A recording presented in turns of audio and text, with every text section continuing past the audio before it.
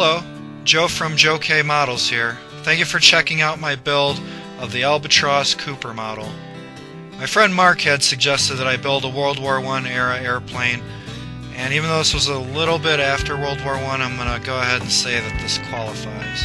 So he suggested that I build this kit, and I'm very happy that I did. I was a little hesitant after seeing all of the flash and cleanup and all of the different PE parts and everything that was going on with it, but I do feel like I accomplished a good build with this, and I also got to learn a little bit about some new techniques such as doing wood grain and some rigging on these type of airplanes.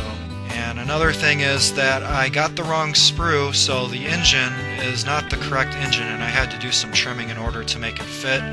And you should also look up this Merian Cooper guy, because he is definitely a very interesting person and deserves some recognition for what he did. I also appreciate your support of my channel by liking, commenting, and subscribing.